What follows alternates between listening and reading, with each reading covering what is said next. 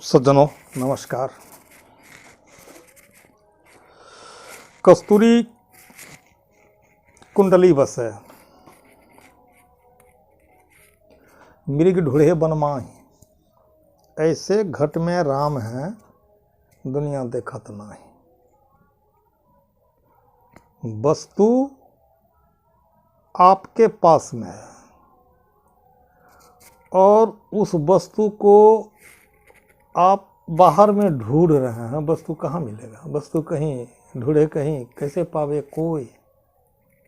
सदगुरु कबीर साहब ने अपने इनकलाबी आवाज़ में बहुत अच्छा उदाहरण दिए। कस्तूरी, उस बहुत अच्छा सुगंध होता है और वह मृग के नाभि में बसता है और उस सुगंध को ढूंढने के लिए वह मृग जंगल के कोने कोने में भटकता है, कहीं पाता नहीं है।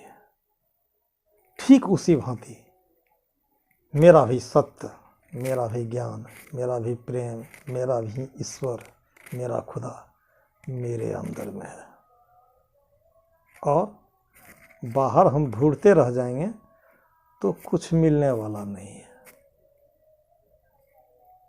चाहे जिस भी दर्शन की आप बात ले लें, एक तो है भटकाने वाली बात, वहाँ नहीं। क्यों हम कहे भटकाने वाली बात? आज का जिला, आज का स्टेट झारखंड और जिला गोड्डा, वहाँ एक पहाड़ है। इस पहाड़ का नाम है मंदार हिल। काफ़ी पहले हम लोग उस पहाड़ के तराई में हाट लगती थी, हम लोग हाट जाते थे हैंडलूम खरीदने के लिए।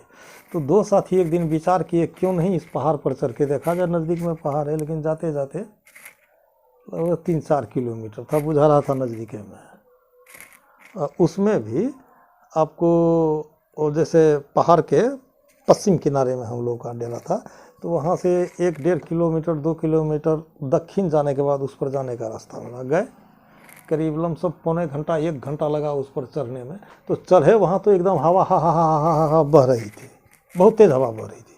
तो वहाँ जो एक पुजारी था उससे पूछे कि यहाँ आंधी आ रही है क्या? कहा नहीं नहीं, ये ऊंचाई पर है ना, ऐसे हवा यहाँ बहती रहती है। तो वहाँ एक मठ था, सत्संग भवन था, मंदिर था। गए उसको देखने के लिए, तो वहाँ एक टेबल था और टेबल पर एक टेबल क्लॉथ था, उसमें मूर्ति भगवान नहीं था कहीं। तो उनसे हम पूछे कि ये कौन मंदिर है जहाँ भगवान नहीं है? तो कहा ये क्या जैन मठ इसको बोलते हैं, यहाँ जैन साधु रहते हैं, तो उनके मंदिर में आपको मूर्ति नहीं मिलेगी। यह एक उपासना का, एक साधना का, एक ध्यान का करने का एक प्रकार का केंद्र हुआ, एक प्रकार का ये घर है। ठीक है।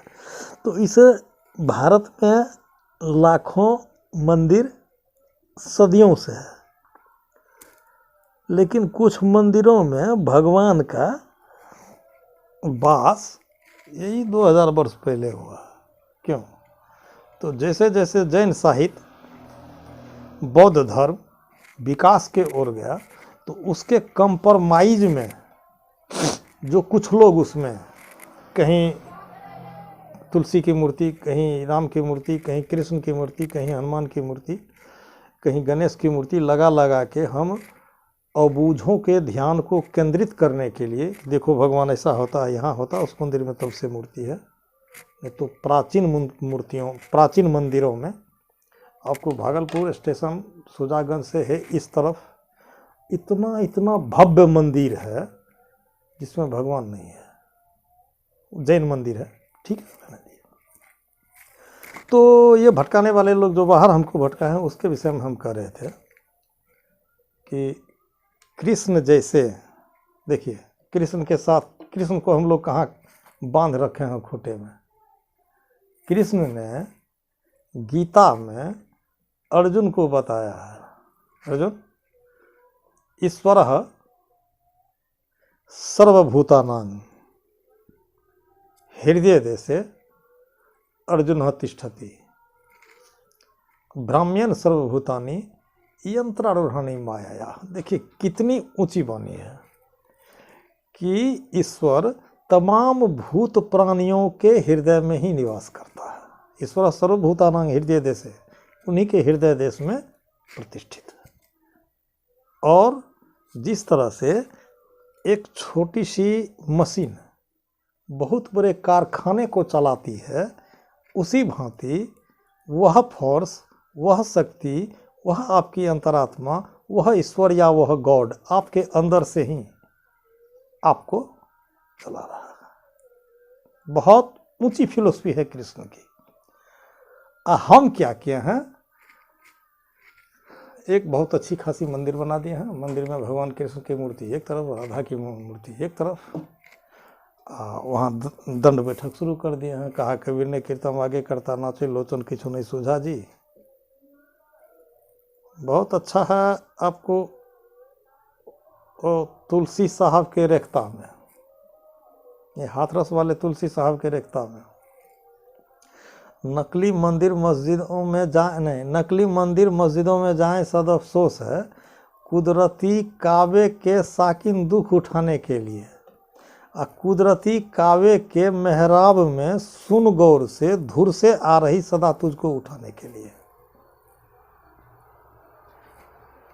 ठीक है, उस ईश्वर ने एक ऐसी मंदिर बनाई है और मंदिर भी बना करके उसमें वह है, हम उसकी पूजा नहीं कर उसी को एक मंदिर में स्थापित कर दिए हैं, प्राण प्रतिष्ठा कर दिए हैं। और डेली हम आप भाई बंधु दाई माय जाती है वहाँ पूजने के लिए। क्या अंतर्द्वंद है यहाँ पर कि कस्तूरी कुंडली बसे अमीर ढूढ़े बरमाए। हमारी भी वही हाल है, हम भी पशुवत ढूंढ रहे हैं उसको बाहर, और ढूंढना चाहिए कहाँ उसको, अंदर। अब अंदर तो ढूंढना चाहिए। ये व्याख्यान थोड़ी सी लंबी पड़ जाएगी, इसलिए फिर कभी कम से कम याद से अपने अंदर में आने का। ठीक है, नमस्कार।